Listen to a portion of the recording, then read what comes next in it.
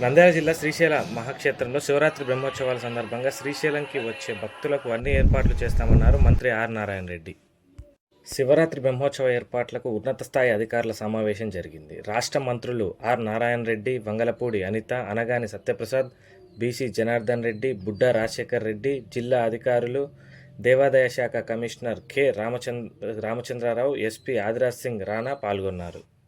శ్రీశైలం మల్లన్నను దర్శించుకునేందుకు వచ్చిన భక్తులకు ఎటువంటి ఇబ్బంది లేకుండా ఏర్పాట్లపై జిల్లా అధికారులతో చర్చించారు. నల్లమల్ల ప్రాంతం నుంచి వచ్చే భక్తులకు త్రాగునీరు, ఆహారం అందించడంతో పాటు శ్రీశైల క్షేత్రంలోని పార్కింగ్ నుంచి సత్రాల వరకు వాహనాల్లో ఉచిత ప్రయాణం కల్పిస్తామని చెప్పారు. బ్రహ్మోత్సవాల్లో ఉచితంగా ప్రతి భక్తుడికి లడ్డూ ప్రసాదం అందిస్తామని తెలిపారు. ఇక ఘాట్ రోడ్లపై ట్రాఫిక్ను 6 డ్రోన్ల సహాయంతో పర్యవేక్షిస్తామని, అందుకు తగిన చర్యలు చేపడతామని మంత్రుల బృందం తెలిపారు. అందులో అక్కడ మంచినీరు దొరకడం కూడా కష్టం. ఇటువంటివన్నిటిని కూడా అటవీ శాఖ అధికారులతోటి, రెవెన్యూ అధికారులతో సమన్వయం చేసి ఆ చిన్న చిన్న చెంచుగూడాలు, చిన్న చిన్న గ్రామాలు ఏవైతే ఉన్నాయో ఆ ప్రాంతాలన్నింటిలో కూడా భక్తులకి త్రాగునీరు కానీ ఆహారం కానీ దొరికే విధంగా ఏర్పాట్లు చూడాలి. ఆ వచ్చినటువంటి అటవీ శాఖ నిబంధనల్లో ఉన్నటువంటి త్రాగునీటి బాటిల్స్ కానీ ఇటువంటి అన్నీ కూడా ఏ విధంగా సమీకరించి డిస్పోజ్ చేయాలనే దాంట్లో సూచించడం జరిగింది. అలాగే మహాశివరాత్రి సందర్భంలో దాదాపుగా గత సంవత్సరం కన్నా 30% భక్తులు ఎక్కువ వస్తారని చెప్పి ఇప్పటికే మాకు అంచనాలు ఉన్నాయి.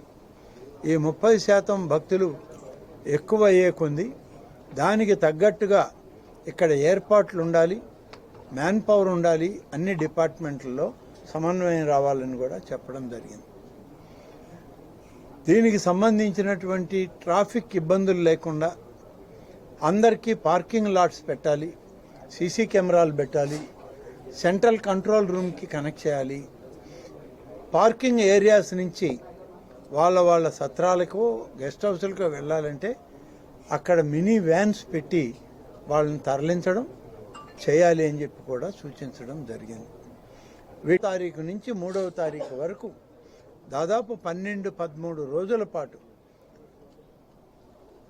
ఈ క్షేత్రంలోకి వచ్చే భక్తులు క్యూ లైన్లలో స్వామివారిని, అమ్మవారిని దర్శించుకునేటప్పుడు అందరికీ మంచినీరు, మినరల్ వాటర్ బాటిల్స్, పాలు, ఆడవాళ్ళు, పిల్లలు ఉంటే బిస్కెట్లు, ఇవన్నీ కూడా క్యూ లైన్లలో ఉచితంగానే సరఫరా చేయాలనే నిర్ణయం కూడా తీసుకొని ఆదేశాలు ఇచ్చాం. హోల్డింగ్ ఏరియా సిస్టమ్ పెట్టడం జరుగుతుంది. మేము ఇది ప్రాక్టికల్గా కూడా విజయదశమి దుర్గా ఉత్సవాలప్పుడు చేసి చూసాం. పోలీసులు కూడా ఈ కంపార్ట్మెంట్ సిస్టంలో కొంత బ్యారికేడింగ్ చేసి కంపార్ట్మెంట్లు చేస్తాం.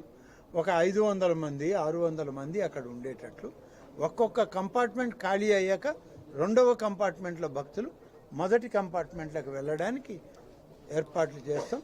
అవసరమై ఇంకా ఎక్కువైతే రోప్ పార్టీస్ని కూడా కంపార్ట్మెంట్స్ లాగానే తయారు చేసి రోప్ పార్టీలను కూడా పెట్టి భక్తుల్ని క్యూ లైన్లలోకి వదిలిపెట్టడం జరుగుతుంది.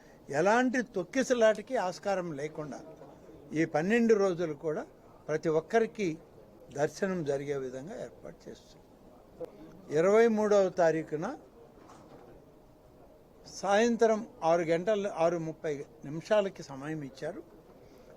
మధ్యాహ్నం నుంచి 6:30 లోపల ఏ సమయంలో అయినా గౌరవ ముఖ్యమంత్రి గారు పట్టు వస్త్రాలను సమర్పించడానికి శ్రీశైలం వచ్చేదానికి అవకాశం ఉంది. 1-2 రోజుల్లో మా సోదర శాసనసభ్యులు, ఆలయం అధికారులు, అలాగే దేవాదాయ శాఖ అధికారులు, జిల్లా మంత్రి గారు అందరూ కలిసి ముఖ్యమంత్రి గారిని స్వయంగా వారికి ఆహ్వాన పత్రిక ఇచ్చి ఆహ్వానించడం జరుగుతుంది. శివరాత్రి ఉత్సవాలకు సందర్భంగా ఆ రోడ్డుని రిపేర్ చేసి మంచి వాహనాలు ఎటువంటి ఇబ్బంది లేకుండా ప్రయాణం చేసేదాన్ని ఏర్పాటు చేయమన్నారు.